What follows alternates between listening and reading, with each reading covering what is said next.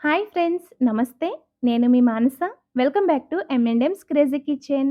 ఈరోజు మన కిచెన్‌లో గారెలు తినాలనిపిస్తే పప్పు నానబెట్టి రుబ్బే పని లేకుండా ఇలా ఇంట్లో ఉండే వాటితోనే అప్పటికప్పుడు సింపుల్ ప్రాసెస్‌లో ఇన్‌స్టాంట్ వడలు చేసి పెట్టండి. ఒకటికి 2 తింటారు. ఇవి లోపల స్పంజీగా, పైకి క్రిస్పీగా సూపర్ ఉంటాయండి. సో, లేట్ చేయకుండా ఈ సింపుల్ ప్రాసెస్‌లో ఇన్‌స్టాంట్ వడలు ఎలా చేయాలో చూసేద్దాం. వీడియోని ఎక్కడ స్కిప్ చేయకుండా ఎండ్ వరకు చూసేయండి.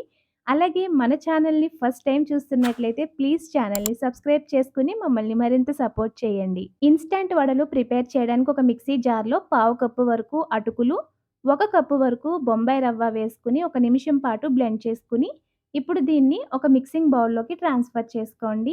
అటుకులు మెత్తటి ఫైన్ పౌడర్‌లా బ్లెండ్ అయిపోతాయి. అలాగే ఉప్మా రవ్వేమో కాస్త ఇడ్లీ రవ్వలా సన్నగా అవుతుంది. ఇప్పుడు ఈ పౌడర్‌లో 1 కప్ వరకు పెరుగు వేసుకొని ఉండలు లేకుండా బాగా కలిపేసి మూత పెట్టి ఒక 20 నిమిషాల పాటు నానబెట్టుకోవాలి. 20 నిమిషాలు నానబెట్టుకున్న తర్వాత ఇందులో రుచికి తగినంత సాల్ట్, తురిమి పెట్టుకున్న అల్లం, కట్ చేసి పెట్టుకున్న పచ్చిమిర్చి, కరివేపాకు, ఆనియన్ వేసుకోండి. ఇందులోనే చిన్న క్యారెట్‌ని తురిమేసి వేసుకోండి. ఇప్పుడు ఇందులో ఉడికించిన ఒక మీడియం సైజు ఆలూని కూడా ఇలా తురిమేసి వేసుకోండి. నేనిక్కడ ఉప్మా రవ్వని మెజరింగ్ కప్స్‌లో ఉండే హాఫ్ కప్‌తో తీసుకున్నానండి. సో, అందుకనే మీడియం సైజ్ ఆలూనైతే వేశాను. మీరు రవ్వ తీసుకునే క్వాంటిటీని బట్టి ఆలు క్వాంటిటీ కూడా అడ్జస్ట్ చేసి వేసుకోండి. ఇప్పుడు వీటన్నింటిని కూడా బాగా కలిసేట్టు కలిపాక ఇందులో పావు టీ స్పూన్ మిరియాల పొడి, అర టీ స్పూన్ జీలకర్ర, పావు టీ స్పూన్ వంట సోడా వేసి మరొకసారి పిండిలో బాగా కలిసేట్టు కలిపేసుకోండి.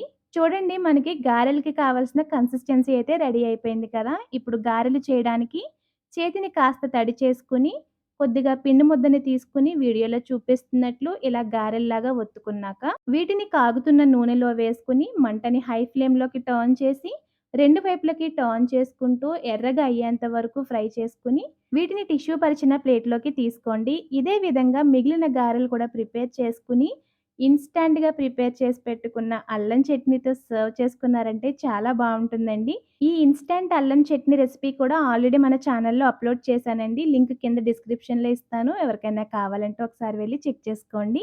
చూసారు కదా! చాలా సింపుల్‌గా ఇన్‌స్టాంట్ వడలు అప్పటికప్పుడు ఎంత ఈజీగా ప్రిపేర్ చేసుకోవచ్చో. మీరు కూడా ఈ రెసిపీని తప్పకుండా ట్రై చేసి మీకు ఈ రెసిపీ ఎలా వచ్చిందో మాకు కామెంట్స్‌లో షేర్ చేయండి. అలాగే మరిన్ని రెసిపీస్ కోసం మన ఛానల్‌ని సబ్స్క్రైబ్ చేసుకొని పక్కనే ఉన్న బెల్ బటన్‌ని యాక్టివేట్ చేసుకోండి.